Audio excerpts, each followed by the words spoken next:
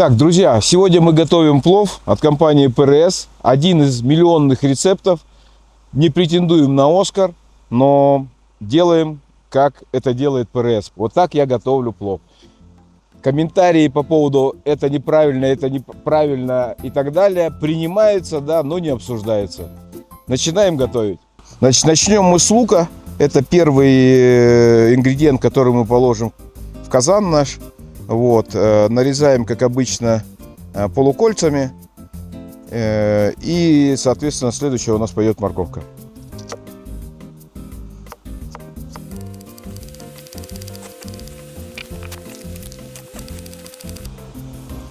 Так, дальше мы берем морковку, отрезаем хвосты. В резке морковки важно сохранять размеры. Эти размеры должны быть полоски где-то сантиметр на сантиметр. Если меньше, ничего страшного, но она может раствориться, морковка, в вашем плове. Поэтому режем крупно, не стесняемся, никак это не помешает нам.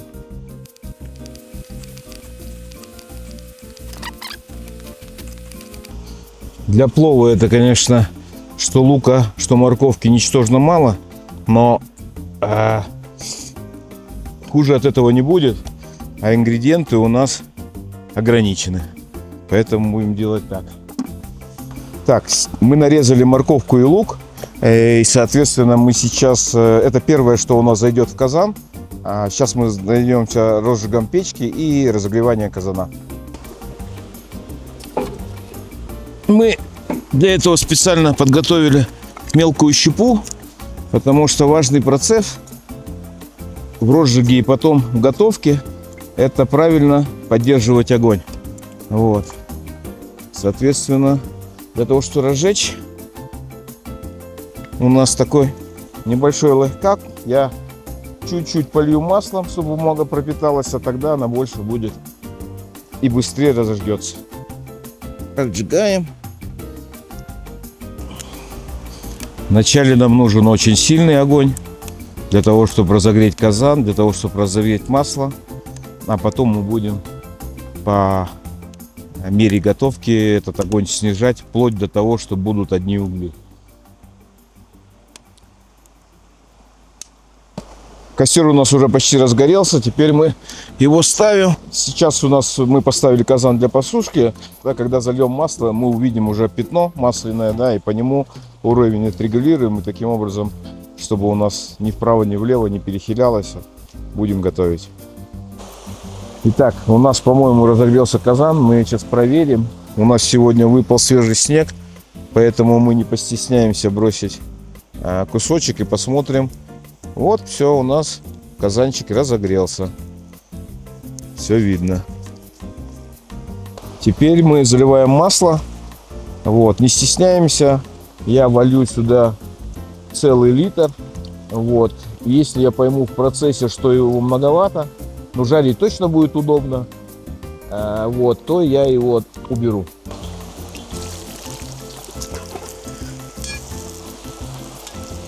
Лук мы жарим все время в движении. Вот, нам нужно его обжарить до золотистой корочки, практически в сухую. И после этого мы его отсюда вытянем. Как только у нас лук, если зависает вот здесь, он начинает жариться и пригорать. Поэтому мы его постоянно снимаем, то есть следим за бортами, чтобы ничего не подгорело.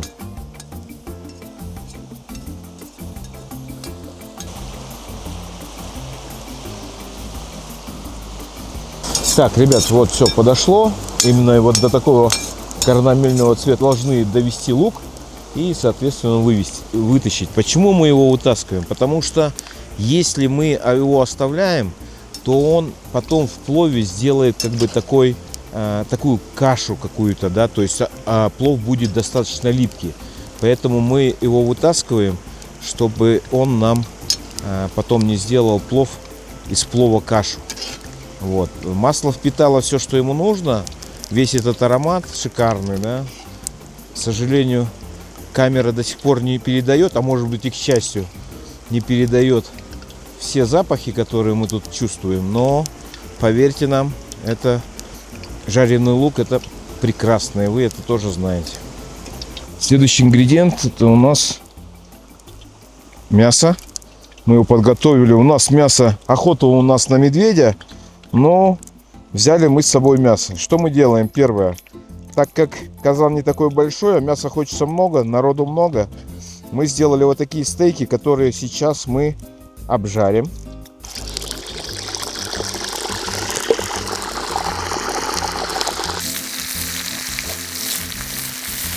Чтобы они не прилипли, надо кинуть и чуть подождать.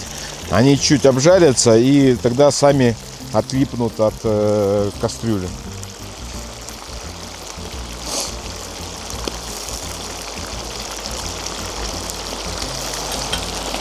Вот они отлипли. Сейчас мы его обжарим до золотистого также цвета.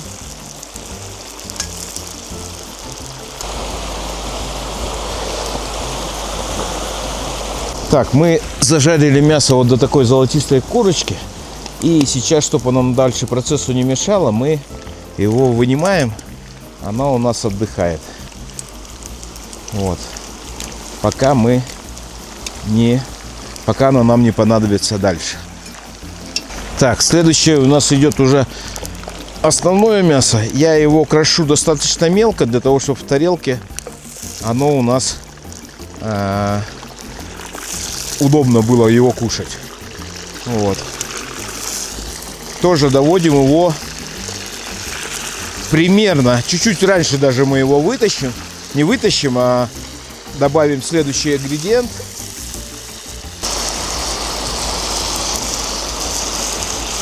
Так, вот, у нас все не прилипло, вообще все отстало прекрасно. Теперь жарим в обычном процессе, обжариваем до золотистой корочки. Вообще плов — это тюркское наследие, да? Но однажды в этих местах я охотился с иностранцами. Один был швейцарец, австриец был, а другой был голландец. И когда мы были прям в тайге, не на базе, а там с палатками ночевали, вот, и друзья наши, которые должны были прийти позже, вот, привезли голубцы. Голубцы. Тайга, попа мира и голубцы. И мы, ужиная перед костром, иностранцы едят голубцы и обалдевают просто, как им вкусно, эмоции, они добылись и все остальное. И вот они меня спрашивают, там немного людей, которые хоть как-то разговаривали на английском, и они меня спрашивают: Евгений, почему у вас такая вкусная кухня? И я задумался, действительно, почему такая вкусная кухня у нас, мы едим всякое вкусное? Да потому что у нас 15 только было республик. В каждой республике было свои, скажем так, лучшие блюда, которые готовим мы сейчас постоянно, не только празднично, да, и обыденно. Такие как плов, такие как шашлык, такие как борщ, такие как, я не знаю, манты, голубцы и все остальное. И это все наследие Советского Союза. Мы знаем, что у нас, по-моему, 194 национальности в России, да. Я им говорю, дело в том, что в Советском Союзе было 15 республик, да, и мы берем и сейчас кушаем все самое лучшее с этих, от этих народностей. Вот. И вот плов чей? Конечно, это тюркский плов, но наследие это все-таки русское, наверное. Вот. И я им это выложил, вот, и они покивали головой, да, это, говорит, сильно. Наверное, это так и есть.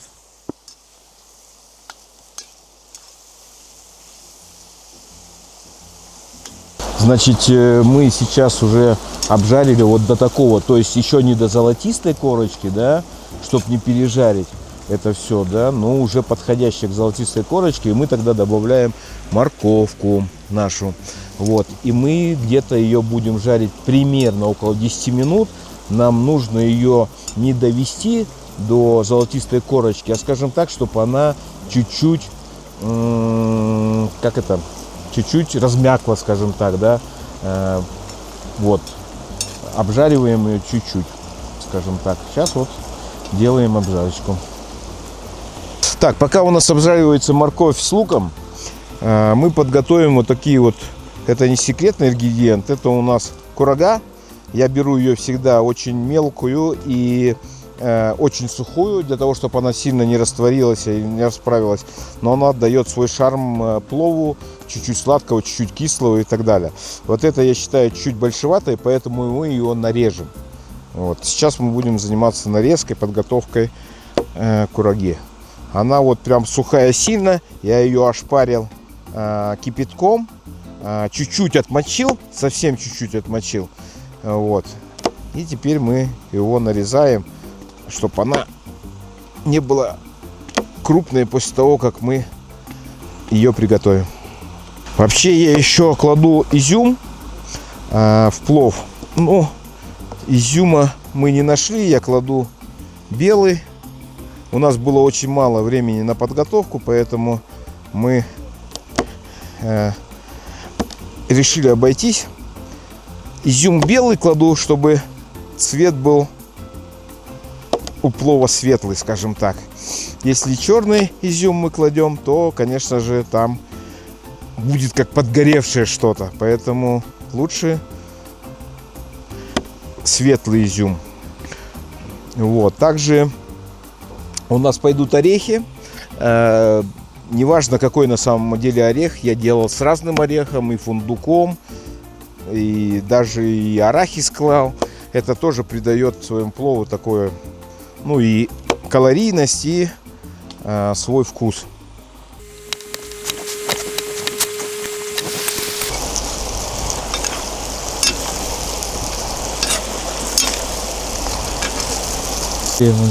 Так, ну вот, смотрите, какая у нас дожарилось мясо. Морковочка обжарилась, да. Красивенько все стало. Теперь следующее, что мы делаем, это мы заливаем водой. Вода у нас будет с нашего прекрасного ручья. Идеальная вода. Вот. Идеальная вода. И еще нам нужно будет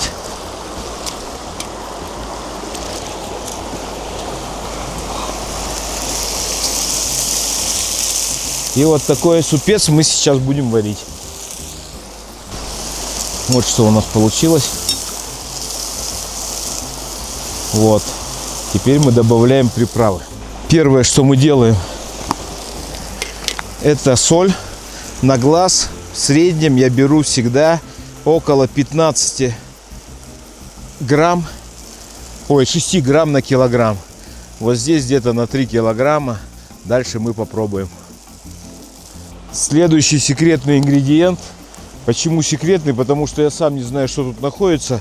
Наши друзья из Азии на рынке, я подхожу и прошу им накидать на плов. Могу точно сказать, что тут есть барбарис, кумин, ну и так дальше, и паприка, и все остальное. Это тоже мы закидываем. Можно побольше, для того, чтобы был хороший цвет. Вот. Дальше мы добавим алую паприку. Она прям малая. Это тоже придаст цвет, красивый цвет плову. Вот такая вот паприка. Очень красивая. Мы разделим это на две части. Мы ее добавим еще потом позже. Вот. Ну и последний очень важный ингредиент, пока у нас все это закипает, это зира. Зирой надо аккуратней. Немногие привыкшие к ней, да, немногие это готовят. Зиру надо перед тем, как положить, надо размять, так сказать, раскрыть ее. Вот. Многие, не привыкшие к зире, чуть-чуть, скажем так, ее недолюбливают, но позже ее полюбят. Поэтому мы аккуратно с этим поступаем. Не очень много кладем пока, но мы будем его еще докладывать, сыру. Так, вот мы размяли. раскрыли ее для запаха и посыпаем. Теперь все тщательно перемешиваем и, так сказать, готовим зирвак. Вот о чем я говорил. Видите, как барбарис контрастирует, да? Как будто какие-то жучки плавают. Вот. Я всегда хочу от этого избавиться, поэтому и изюм кидаю именно белый. Варим мы зирвак примерно 15-20 минут. Так, теперь мы докладываем те наши, помните, кусочки, которые были большие стейки, для того, чтобы они у нас тоже готовились, доготавливались, чтобы мясо разваливалось.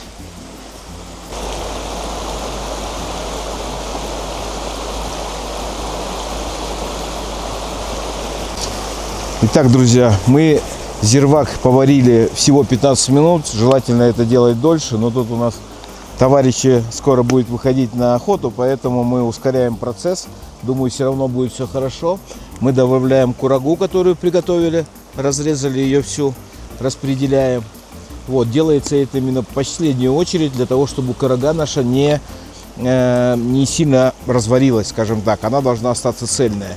И точно так же мы добавляем орех.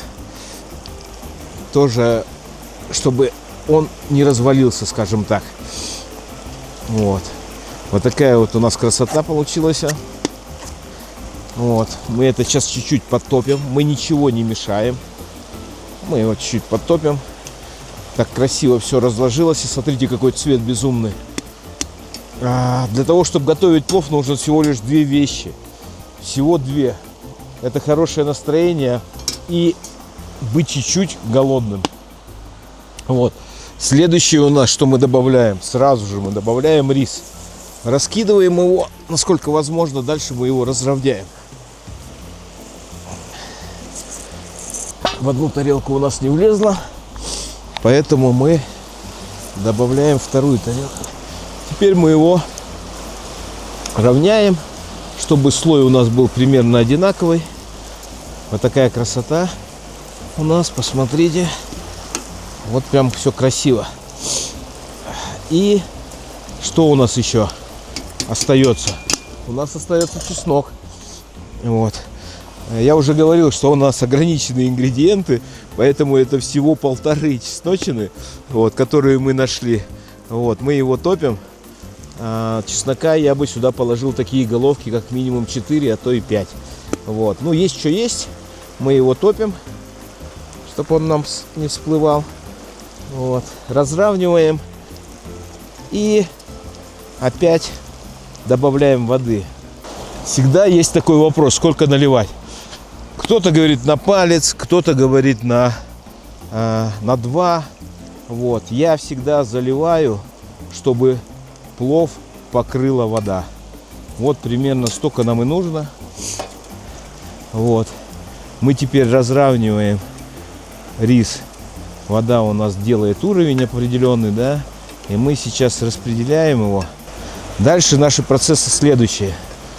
Дальше мы, перед тем, как закрыть плов, мы ждем, когда вода уйдет под рис. В процессе набухания риса и испарения она уйдет. Нам нужно на это, я предполагаю, что минут 5, максимум 10, может быть меньше. Посмотрим. При этом огонь должен быть не очень сильный, средний огонь. Вот, чтобы все не булькатило. Ну, явно вот, мне кажется, что это меньше пальца. Но однозначно мы делаем, пока мы не увидим сверху сухой рис. Довариваем.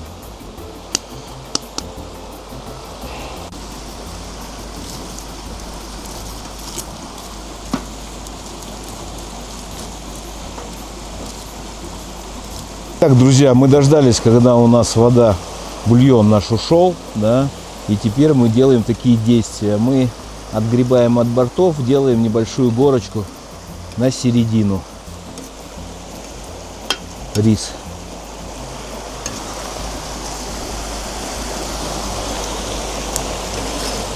Аккуратненько. Делаем такого царя горы. Чуть-чуть. И теперь мы можем этот плов накрывать. Но накрываем мы следующим образом. Это тоже такой лайфхак. Это мне посоветовали ребята. Мы накрываем сначала какой-то чашкой. Это может быть тарелка, это может быть поднос, это может быть что угодно, может быть другая крышка. Нам важно, чтобы вот здесь у нас оставалось место. Желательно, чтобы было, конечно, побольше, хотя бы сантиметр-два. Вот. Но есть что есть. У нас вот такой поднос. Это нам сделает как бы такое, как немножко скороварку. И после этого мы накрываем уже основной крышкой. Теперь что мы должны сделать? Мы должны сделать огонь вообще на минималку. Совершенно. Все, что нам нужно небольшое горение, совсем маленькое. И угли. И тоже их немного. Мы должны добиться, для того, чтобы не подгорело все это, да, мы должны добиться, скажем, чтобы вот здесь вот пар в 4 раза был меньше. Вот, чтобы он чуть-чуть парил. Все, теперь мы засекаем время, и через 40 минут, ну все это 40 минут, все это время мы поддерживаем вот такой маленький парочек. Вот посмотрите, это еще большой, может быть чуть еще меньше. Так, друзья, пока у нас плов варится, мы следим за огнем. Мы сейчас быстренько приготовим салат. Я могу неправильно его произносить, но как мне кажется, что это называется очучак. Достаточно быстренький он, и он всегда очень подходит к плову. Для этого нужно только две вещи. Это помидоры и лук. Что-то я взялся за помидоры сразу, а нам нужен сначала лук. Вот, значит, мы нарезаем лук. Лучок также мелко полукольцами. Ножом охотничьим это делать, конечно, не так просто.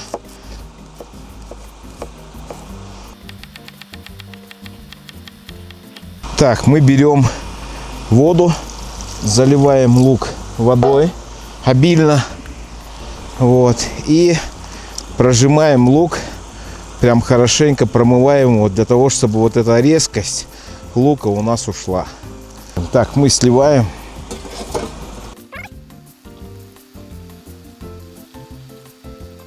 Вот. Это мы выливаем. И свежую водичку приносим. Также заливаем его, чуть-чуть разомнем, и у нас еще он даже постоит чуть-чуть. А тем временем мы подготовим помидоры. Так, это мы уберем. Помидоры нарезаем также полукольцами. Посмотрите, какой у нас прекрасный нож, который мы сделали ПРС. Помидоры режет только на раз, через шкурку. Вот, нарезаем достаточно мелко, но полукольцами. Красота, помидоры в тайге. Красота. Тайга настоящая. Прям попа мира. Так я называю это.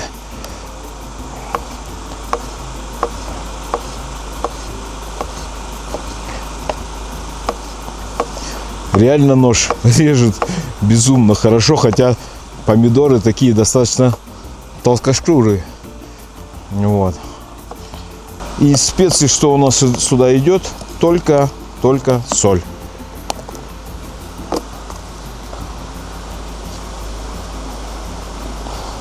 Посолили. Немножко лучше досолим. Перемешиваем. И пробуем. Вилок у нас с собой нету, поэтому извините, я вот так попробую.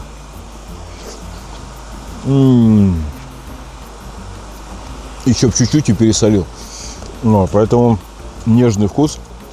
Лук вообще как какая-то трава. То есть нету этой остроты. Вот, то, что нужно, мы добились. Все. такой салат мы и подадим в этой красивой чашке.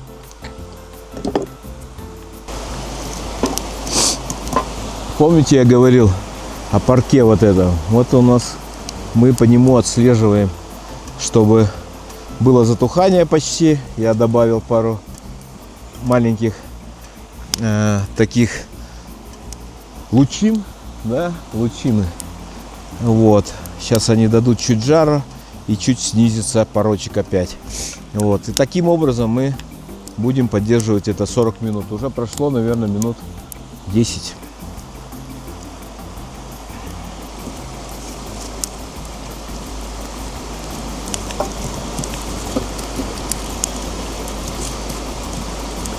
Ну что, друзья, у нас прошло время, наши там 40 минут ускоренные.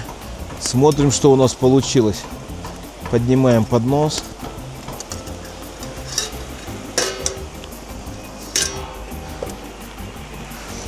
И я попробую его на готовку. Рис готов. Значит, можно перемешивать. Теперь перемешиваем всю эту историю.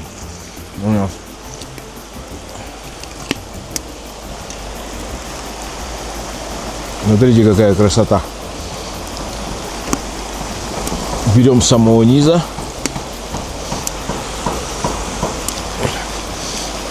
Я хочу сказать, что у нас плов даже не подгорел. А мы чуть-чуть больше держали, потому что наши друзья торопятся на охоту. И мы чуть-чуть газу дали. Последний этап, который нам нужно сделать, это добавить специи. Теперь те были специи у нас для вкуса, а теперь у нас специи для аромата. Это у нас идет зира. Мы также ее сейчас раскроем для аромата. Разминаем ее.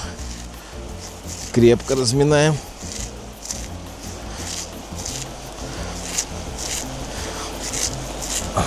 Ах, какой аромат. И посыпаем им. И также, помните, я оставил чуть-чуть нашей специи паприки алой. Вот такой. Это у нас будет как раз как краска для красоты. Цвет мы дадим еще такой красненький ему. Чуть-чуть больше, никаких специй мы не добавляем и мешаем.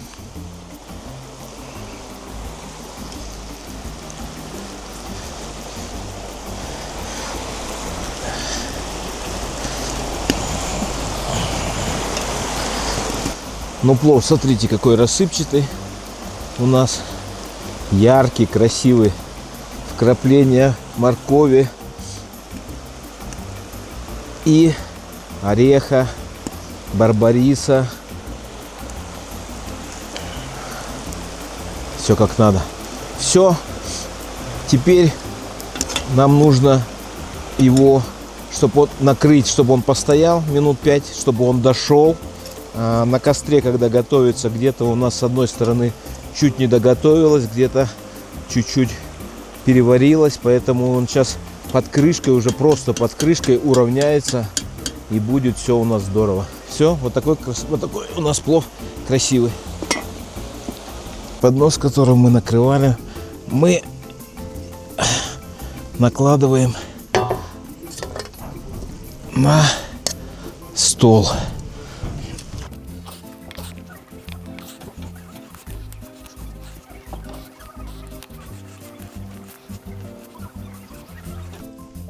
Теперь что главное? Главное не уронить. Вот такая красота у нас получается. Я думаю, что хватит. Будет сыпаться. А сверху мы водрузим, помните, эти наши кусочки. Ну вот, я их специально оставил. Большие куски.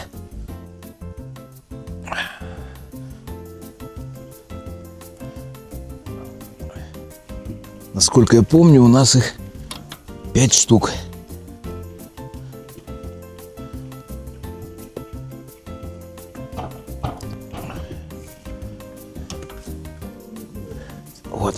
Последний кусочек. Вот такой у нас плов. Угощайтесь, пробуйте, творите. Это точно, я сегодня сидел на том. Сейчас еще. Марусь, давай садись.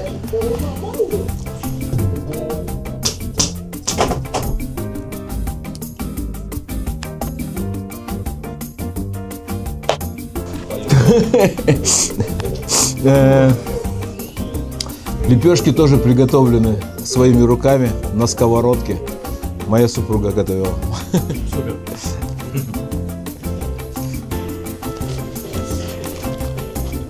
Ты будешь? Да. Рис альденте, да? Ну, торопили.